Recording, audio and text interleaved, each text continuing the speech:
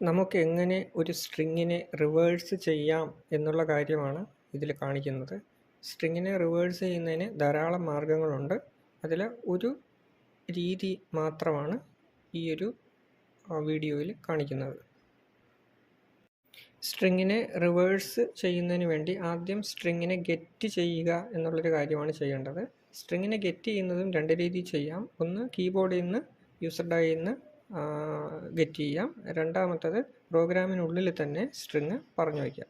രണ്ടാമത്തെ കാര്യം ഈ കിട്ടിയ സ്ട്രിങ്ങിനെ റിവേഴ്സ് ചെയ്യുക. അങ്ങനെ രണ്ട് പാർട്ടായിട്ട് നമുക്ക് ഈ ഒരു പ്രോഗ്രാമിനെ തിരിക്കാം. Get a string, then reverse a string.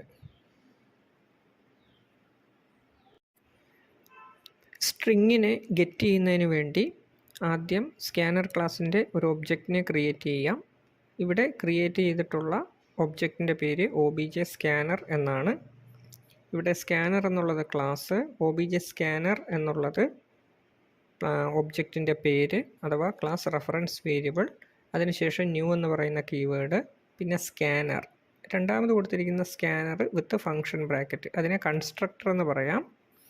New scanner with function bracket, അതിനെ നമുക്ക് ഒബ്ജക്റ്റ് എന്നും പറയാം.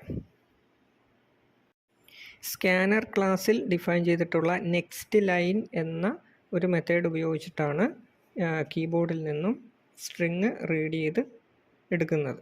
അപ്പോൾ അതിനുവേണ്ടി OBJ scanner dot next line എന്നുള്ള മെത്തേഡ് കോൾ ചെയ്യാം. ഇങ്ങനെ കോൾ ചെയ്യുമ്പോൾ യൂസറുടെ കയ്യിൽ നിന്നും കീബോർഡ് വഴി സ്ട്രിങ് ഡാറ്റ വാങ്ങാനായിട്ട് സാധിക്കും. ഇങ്ങനെ ഗെറ്റ് ചെയ്യുന്ന സ്ട്രിങ് ഡാറ്റ str1 എന്ന പേരുള്ള ഒരു സ്ട്രിങ് ഒബ്ജക്റ്റിനകത്തേക്ക് സേവ് ചെയ്യുന്നു.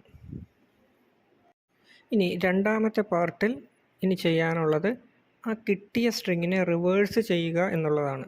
അപ്പോൾ ആദ്യം പറഞ്ഞിരുന്നു, ഒരു സ്ട്രിങ്ങിനെ റിവേഴ്സ് ചെയ്യുന്നതിന് ധാരാളം രീതികളുണ്ട്.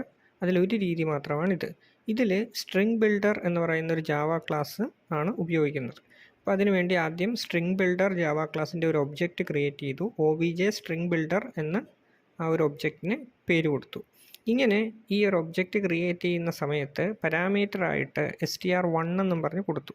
നമ്മൾ തൊട്ട് മുമ്പുള്ള സ്ലൈഡിൽ നമ്മൾ കണ്ടു, സ്ട്രിങ് 1 എന്ന് പറയുന്ന സ്ട്രിങ് ഒബ്ജക്റ്റിനകത്തേക്ക് കീബോർഡിൽ നിന്നും നമ്മൾ എന്താണോ ടൈപ്പ് ചെയ്ത് കൊടുക്കുന്നത് ആ ഒരു സ്ട്രിങ് സേവ് ചെയ്ത് വെച്ചിട്ടുണ്ട്. അതാണ് ഈ string builder, OBJ string builder എന്നുള്ള ഒബ്ജക്റ്റ് ക്രിയേറ്റ് ചെയ്യുന്ന സമയത്ത് പാരാമീറ്ററായിട്ട് കൊടുത്തിരിക്കുന്നത്. സ്ട്രിങ് ബിൽഡർ എന്ന് പറയുന്ന ക്ലാസ്സിനകത്ത് റിവേഴ്സ് എന്ന് പറയുന്ന ഒരു മെത്തേഡ് ഉണ്ട്. അപ്പോൾ സ്ട്രിങ് ബിൽഡർ ക്ലാസ്സിൻ്റെ ഒബ്ജക്റ്റ് ക്രിയേറ്റ് ചെയ്ത് വെച്ചിട്ടുണ്ട്, ഒബിജെ സ്ട്രിങ് ബിൽഡർ. അപ്പോൾ ആ ഒരു ഒബ്ജക്റ്റ് ഉപയോഗിച്ച് ആ റിവേഴ്സ് എന്ന് പറയുന്ന മെത്തേഡിനെ വിളിക്കാവുന്നതാണ്. OBJ string builder dot reverse എന്ന് പറയുന്ന മെത്തേഡിനെ വിളിക്കുമ്പോൾ ആ നിലവിലുള്ള സ്ട്രിങ്ങിനെ റിവേഴ്സ് ചെയ്തിട്ടുള്ള ഔട്ട്പുട്ട് നമുക്ക് കിട്ടും. രണ്ട് ഭാഗങ്ങളായി പഠിച്ച കോഡുകളെല്ലാം കൂടി ഒരുമിച്ചുള്ളൊരു ഭാഗമാണ് ഈ കാണുന്നത്.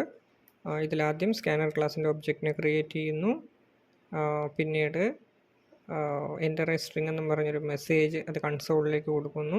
അതിനുശേഷം യൂസറുടെ കയ്യിൽ നിന്നും കീബോർഡ് വഴി ഒരു സ്ട്രിങ് റീഡ് ചെയ്ത് മേടിക്കുന്നു. അത് str1 എന്ന് പറയുന്ന സ്ട്രിങ് ഒബ്ജക്റ്റിൻ്റെ ഉള്ളിലേക്ക് സേവ് ചെയ്യുന്നു. പിന്നീട് സ്ട്രിങ് ബിൽഡർ ക്ലാസ്സിൻ്റെ ഒരു ഒബ്ജക്റ്റിനെ ക്രിയേറ്റ് ചെയ്യുന്നു, OBJ string builder. Then OBJ string builder dot reverse വിളിച്ചു കഴിയുമ്പോൾ നിലവിലുള്ള സ്ട്രിങ്ങിന് റിവേഴ്സ് നമുക്ക് കിട്ടുന്നു. Thank you.